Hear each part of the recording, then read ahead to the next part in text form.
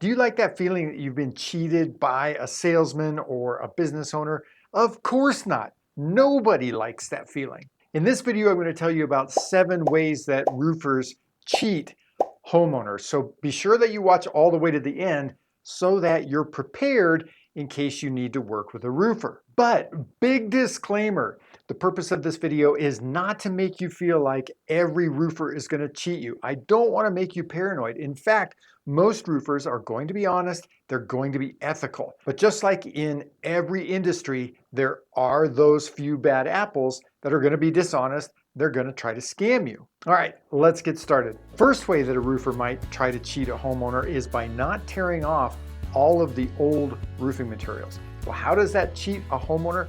In a couple different ways. First, the roofer's quote probably includes enough money in it that it would include tearing off all of the old roofing material.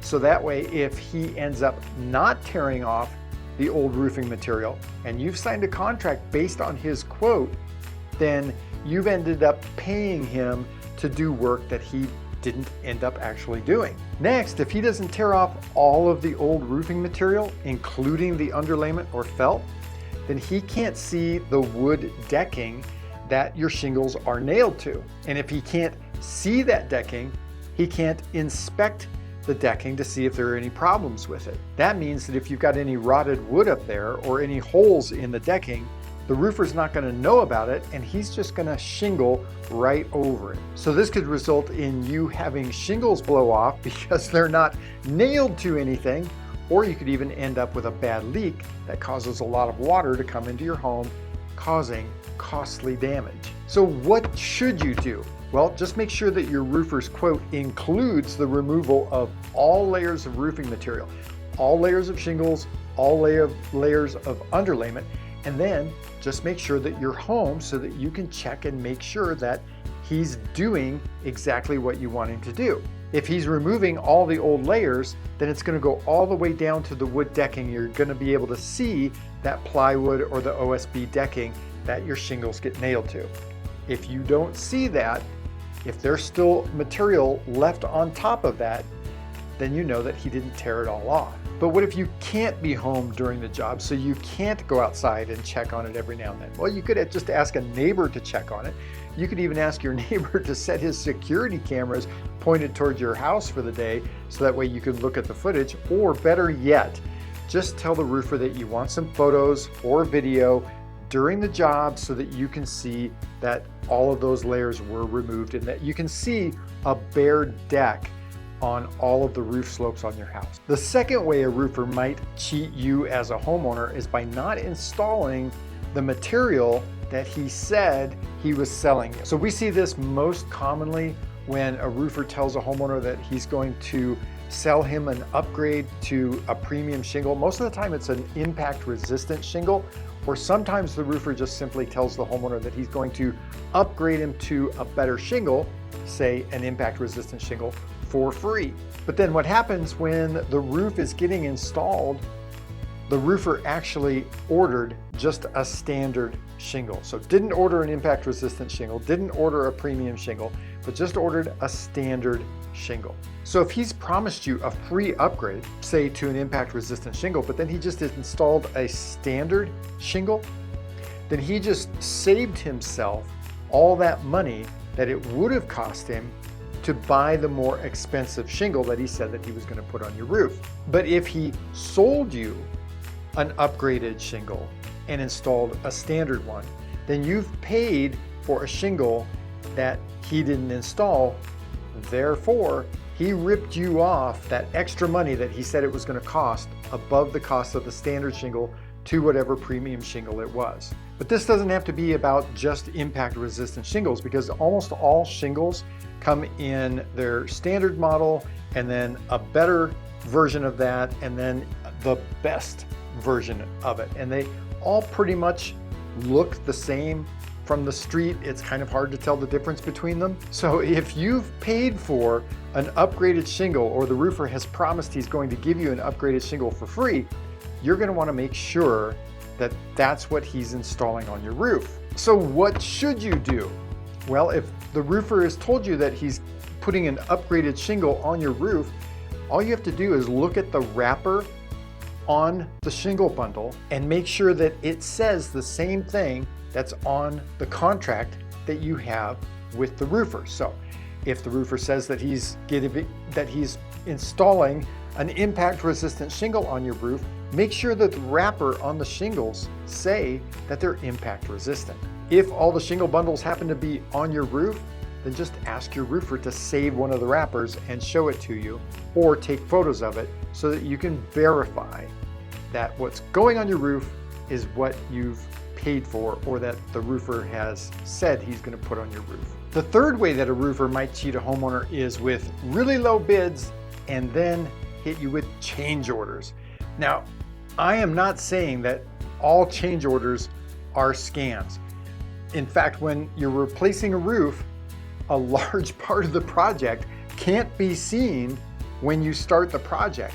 And that's the wood decking and maybe the flashing that's underneath the shingles at the start of the project. So since that's the case, it's not really unusual when you get shingles torn off to find extra things that could need repairing or replacing at that time. But what can and does happen is that a roofer will try to get a job by bidding it really, really low and then using change orders to get the price back up to where he needs it to be so that he's profitable on the job.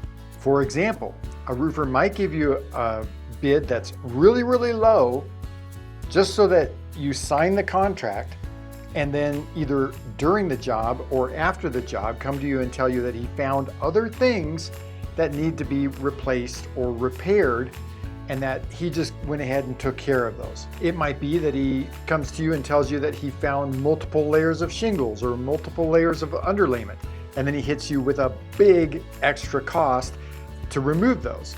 Or he might come to you and tell you that he found some bad decking, some bad wood underneath the shingles, and hit you with a really big extra charge. So these are just a couple of examples of change orders that a roofer might use to try to increase the cost of the job after he's bid it really, really low. So what should you do? Well, remember, not all change orders are scams, and you don't necessarily need to be suspicious of all change orders, but you have to protect yourself. But to protect yourself from getting cheated out of extra money, set the stage before the project starts, and be sure to tell your roofer that if he finds anything during the job that he says is outside of the scope of the project in his quote, that you need to see photos of it or videos of it.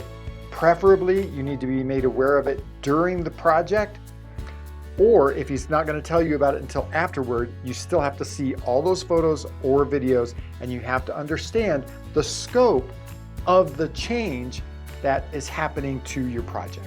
The fourth way a roofer might cheat a homeowner is by using really cheap accessory products. If you hire a roofer whose quote that he gave you was exceptionally lower than the other quotes that you got from the other roofers, it could be that the roofer that you hired isn't going to be installing the best products. For example, you might be using a really cheap thin underlayment, you might be using a really bad ice and water shield product, or you might be putting on really cheap plastic accessories like pipe jacks or box vents.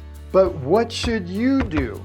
Well, I recommend that you watch this video right here to educate yourself about the exciting world of pipe jacks, so that way you understand what the differences are between the cheap ones and a better one. Then watch this video right here so that you can learn about roof ventilation, learn about which ones are the best ones, and why it's so important to ventilate your roof correctly.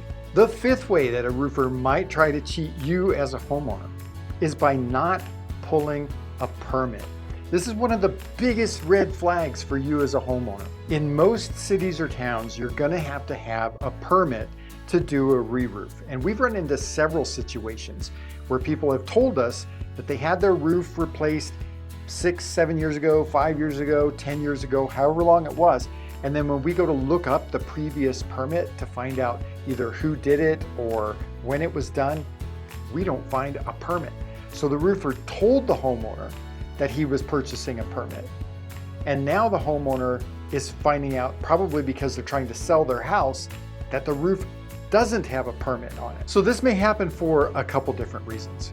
First, the roofer may just do bad work and he doesn't want some authority checking up on his work. Or he might be hiring subcontractors that don't know what they're doing. And again, he doesn't want some authority checking up to see how the work was done. Was it done well? Was it done correct? Was it done according to code, etc., etc. Another reason that a roofer might not pull a permit for you is he might not be licensed. Generally, if the jurisdiction that you're in requires a contractor to have a license, he won't be able to pull a permit if he's not. He might end up asking you to pull the permit. He might tell you that that's going to save you some money somehow. Just remember, if your area requires your contractor to have a license, if he doesn't have a license, he's not going to pull a permit. But what should you do? Well, find out if your jurisdiction requires a roofer to be licensed, then find out if your project requires a permit. Then all you need to do after that is just ask your roofer to prove that he's licensed to work in your jurisdiction, and then ask to see the permit. After that, you want to make sure that if your jurisdiction sends out an inspector to check the work to make sure that it passes, you want to make sure that you get confirmation that your inspection has passed. The sixth way that a roofer might try to cheat you as the homeowner is by not giving you a detailed scope of the work that he plans to do on your project. Now, we've got a video about how to compare roofing estimates that you can watch right here. I really recommend that you watch that. One roofer might give you a very detailed quote that shows everything that he's going to do, all the material that he's going to replace, and it might have a line item price next to each one of those lines. Another roofer might give you a full scope of work, meaning he might give you the same amount of detail, but then it just has one lump sum price down at the bottom. But you may encounter a roofer that we not so affectionately call Chuck in a truck, and he's going to give you an estimate that's very general, very vague. It may be even as simple as just saying replace roof and all accessories. Well, giving you, the homeowner, a quote like this gives that roofer wiggle room so that as the project is going along, if you ask, well, did you replace the pipe flashings? He might say, well, that wasn't in my quote. If you say, well, did you replace the underlayment? He might say, well, that wasn't in my quote. You see, it's a real gray area and you want to avoid those kind of gray areas. So what should you do? Well, just make sure that your roofer is listing out some detail about what it is that he's doing on your roof. If he's replacing the pipe flashings, it should say that he's replacing the pipe flashings in your quote, and it should say how many of them he's replacing. If he's replacing the ventilation, is it ridge vent? Is it box vent?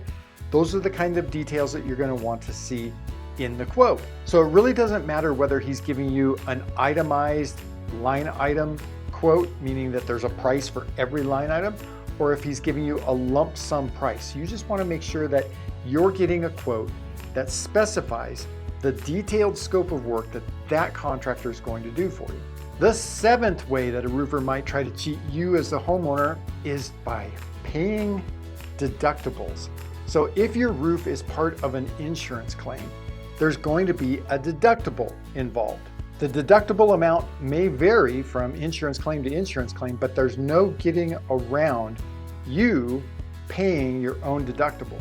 The deductible is your share of the cost of the project. So that means that if you've got a $2,000 deductible, then you're responsible for giving the contractor $2,000.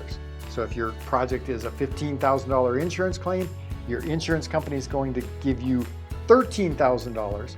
Then you're going to take that $13,000 and put $2,000 more with it, and that's what gets paid to the contractor. But an unethical roofer, one that's trying to cheat you and the whole system, may tell you that he's going to waive your deductible, or he's going to pay part of your deductible, or he's going to pay all of your deductible, or he's going to give you like a cash kickback if you let him put a sign in your yard. This is illegal in most states because it's insurance fraud. To be able to do this, For a roofer to be able to make that work, a fraudulent invoice has to be sent to the insurance company either by the roofer or by you.